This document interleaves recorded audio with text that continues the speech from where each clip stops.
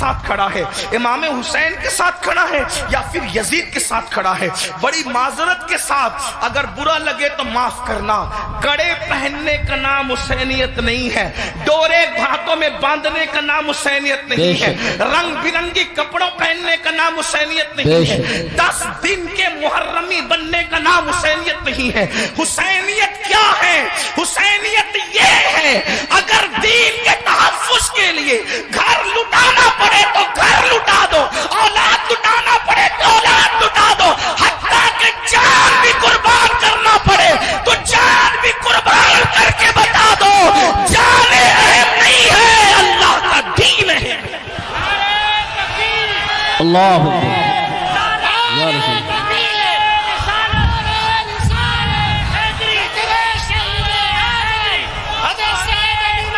بڑی معذرت کے ساتھ کچھ لوگوں نے حسینیت کو بہت سستا کر دیا۔ اگر ڈوڑے کڑے اور کلر کے کپڑوں کا نام حسینیت ہوتا یا چند محفلوں کا نام حسینیت ہوتا پھر تو پوری دنیا حسینیت کی طرف آ جاتی۔ حسینیت اتنی آسان تو نہیں ہے نا۔ اس دور میں بھی 22,000 کا لشکر الگ کھڑا ہے اور 72 نفوس الگ کھڑے ہیں۔ اس سے پتا چلا حسینیت آسان نہیں ہے۔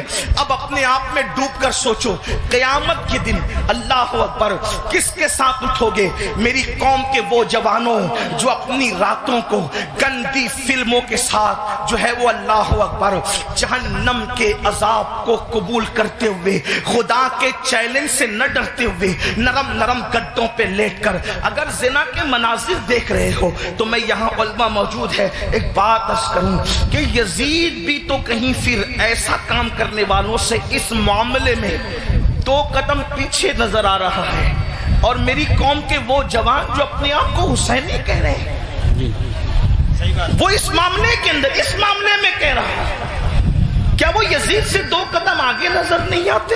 اللہ بتاؤ تو صحیح، شہزادہ رسول سے محبت کا دعویٰ، اور کوئی مسلمان یہ تصور کر سکتا ہے کہ وہ زنا کے اڈے پہ جائے؟ وہ زنا جس کے بارے میں اللہ کے رسول صلی اللہ علیہ وآلہ وسلم غیب داں نبی نے فرمایا کہ قیامت کے دن زانیوں کو آگ کے کپڑے پہنائے جائیں گے، آگ کا کرتا پہنایا جائے گا، اور ان کی شرمگاہوں پر جہنم کی آگ بھڑکائی جائے گی۔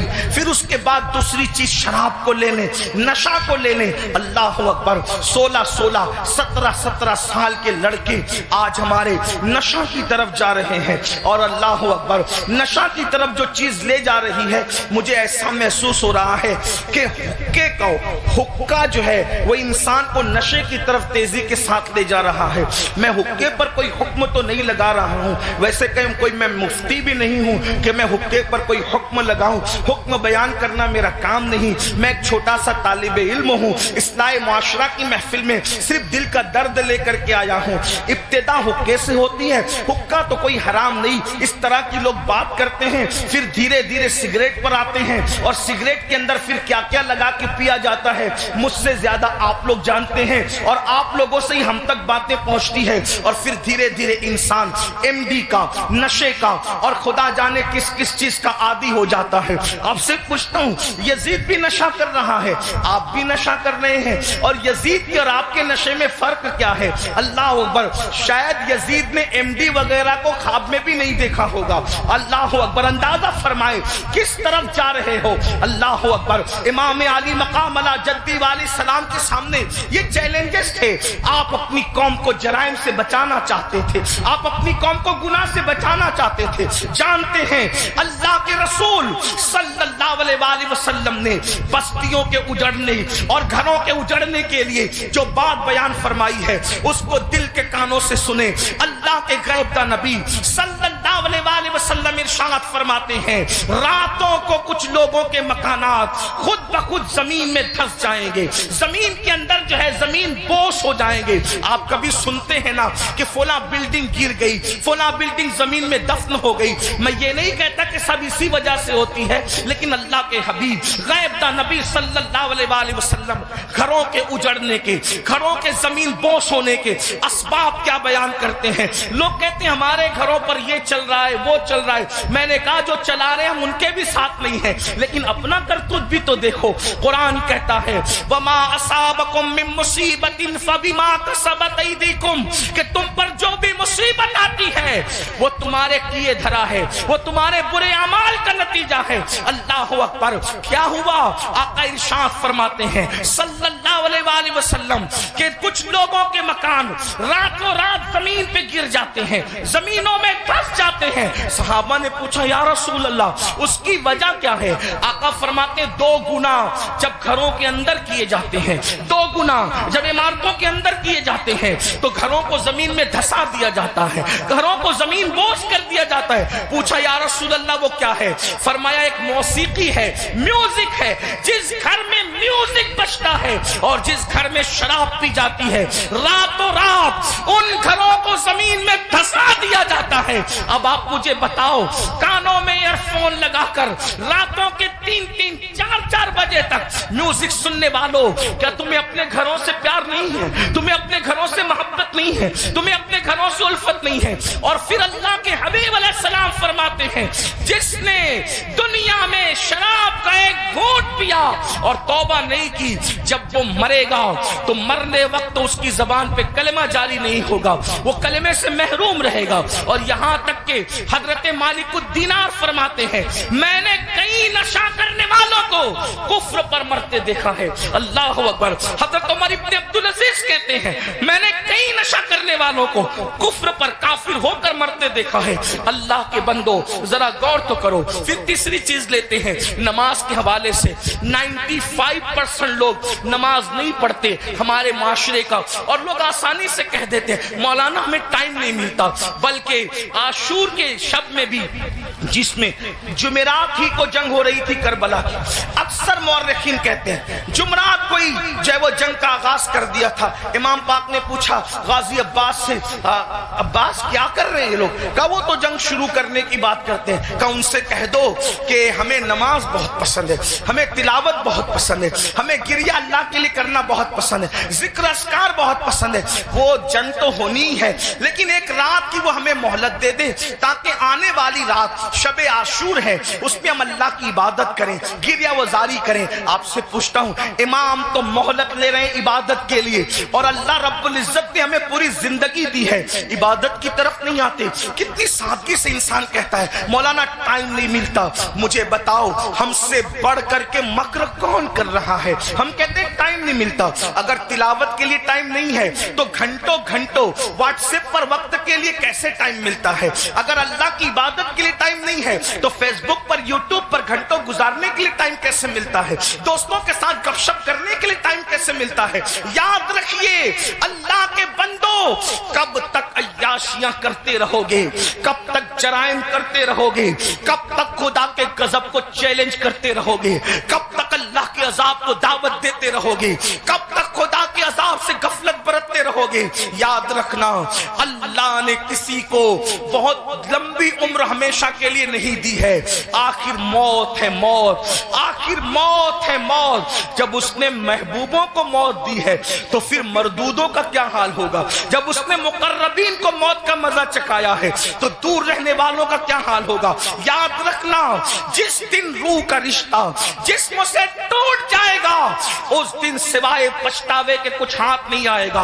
अल्लाह अल्लाह जब लोगों के दरमियान बैठते हो तो वलियों की तरह बातें करते हो, और जब तन्हाइयों में होते हो तो शैतान का नंगा नाच बन जाते हो। ये मुनाफिकत नहीं है तो और क्या है? जबान कुछ और कहे और किरदार कुछ और कहे।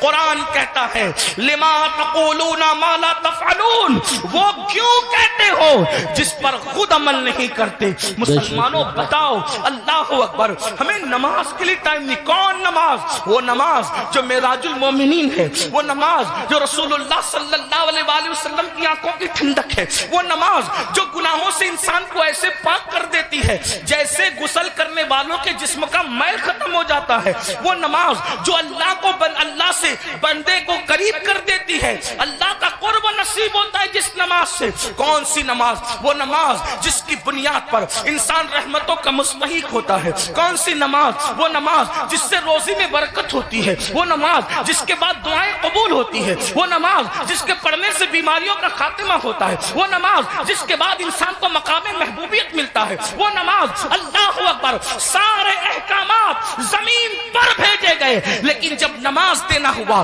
تو زمین پر نہیں بھیجی گئی، بلکہ معراج میں لامکاں پہ بلا کر محبوب کو دے کے بتایا گیا۔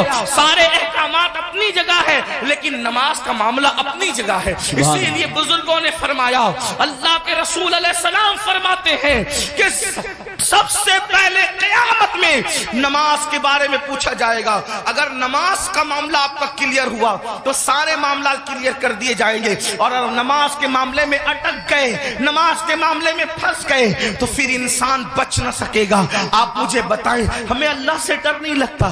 جس قیامت کے دن کے بارے میں کعب احبار کہتے ہیں، اگر 70 انبیاء کے برابر بھی کوئی اعمال بفرض محال لے کر کے پہنچے تو بھی وہ اپنے اعمال کو حقیر جانے گا، حقیر۔ آپ سے پوچھتا ہوں، کیوں وقت نہیں نکالتے؟ اب آئیے آپ سے پوچھوں، امام تو سجدے کی، امام تو اللہ اکبر شہادت کے وقت بھی سجدہ کرتے ہیں، کتنا دردناک وقت ہوگا۔ اللہ اللہ، جب انسان کا ایکسیڈنٹ ہوتا ہے اور وہ موت کو قریب دیکھتا ہے تو انسان اپنی جان کی فکر کرتا ہے، مگر قربان میرے امام شہید کربلا نے جب آخری وقت آیا تو بھی اپنے سر کو سجدے میں رکھا، اور سر سجدے میں رکھ کر کے بتا دیا، اوروں کو جان سے محبت ہے لیکن علی کے بیٹے کو اپنی جان سے زیادہ سجدے سے محبت ہے۔ آپ بتائیں تو صحیح۔ اور اسی نماز سے ہم دور ہیں، عاشور میں بھی نماز دور کرتے، عاشور میں بھی نماز سے دور رہتے ہیں۔ آئیے اب اس اپنی گفتگو کو اینڈ کی طرف لے جاتے ہوئے آپ سے پوچھوں، اگر قیامت کے دن، توجہ کرنا ان جملوں پر، اگر قیامت کے دن فہرست بنی زانیوں کی کہ زانی ایک ساتھ کھڑے رہیں، توجہ آپ، زانیوں کی فہرست بنی کہ زانی ایک ساتھ کھڑے رہیں گے، تو جس گروپ میں یزید ہوگا اسی گروپ میں زنا کرنے والے بھی تو ہوں گے نا۔ دنیا کے اندر بڑی بڑی باتیں ہانکنا آسان ہے، محشر آپ کی مرضی اور میری مرضی سے نہیں ہوگا۔ محشر کو محشر کہتے اس لیے ہیں کہ وہاں بڑے بڑے مقربین بھی نفسی نفسی کہیں گے۔ تھوڑا کسی کے دل کی فریاد دل کے کانوں سے سنو، میری قوم کے جوانوں جہنم کا ایندھن بننے نہیں آئے ہو، میری قوم کے جوانوں اللہ کو ناراض کرنے نہیں آئے ہو، امام علی مقام سے جان سے زیادہ محبت کرنے والے میرے سنیوں، آپ سے پوچھتا ہوں تھوڑا غور کرنا، ایمان والے دل پہ ہاتھ رکھ کر سوچنا، زانیوں کی فہرست بنے گی کہ سارے زانی ایک ساتھ کھڑے رہیں، تو بتاؤ جہاں یزید ہوگا وہاں زانی لوگ ہوں گے کہ نہیں ہوں گے؟ اور نگاہوں کی پاکیزہ، نگاہوں کو پاکیزہ رکھنے والوں کی فہرست بنے گی کہ جو نگاہوں کو نیچا رکھتے تھے، عورتوں کو پاپ کی نظر سے نہیں دیکھتے تھے، جن کی نگاہوں میں تقدس تھا، وہ سب ایک طرف کھڑے رہیں۔ تو بتاؤ اللہ اکبر، نگاہوں کو تحفظ دینے والے امام حسین کے ساتھ کھڑے ہوں گے اور زنا کرنے والے یزید کے ساتھ کھڑے ہوں گے۔ اگر قیامت میں ایسا ہو گیا، اگر ہو گیا کہ بے نمازی ایک ساتھ رہیں اور نمازوں کی پابندی کرنے والے ایک ساتھ کھڑے رہیں، تو بتاؤ یزید کے ساتھ کھڑے ہوں گے کہ نہیں ہوں گے بے نمازی؟ اور جو نمازوں کو تحفظ دیتے تھے وہ اس شہید کے ساتھ کھڑے ہوں گے کہ نہیں ہوں گے جس نے سر کو سجدے میں قربان کیا ہے، سر سجدے میں قربان کیا ہے؟ اللہ اللہ، کسی نے کہا تھا ہو سکے تو لائیے دونوں جہاں میزان میں نے ایک سجدہ زمین کربلا سے لے لیا۔ اللہ اکبر۔ بتاؤ مسلمانوں، تو پتا چلا یہ نظریات کی جنگ ہے، یہ نظریات کی جنگ ہے۔ آپ سے پوچھوں، جنگ میں جب انسان جاتا ہے، جنگ میں جب انسان جاتا ہے فوج لے کر جاتا ہے، بہن لے کر نہیں جاتا۔ جنگ میں انسان جاتا ہے فوج لے کر جاتا ہے، بیویاں لے کر نہیں جاتا۔ جنگ میں انسان جاتا ہے اللہ اکبر فوج لے کر جاتا ہے، سوتیلے بھائی لے کر نہیں جاتا۔ جنگ میں انسان جاتا ہے 6 مہینے کا بچہ لے کر نہیں جاتا۔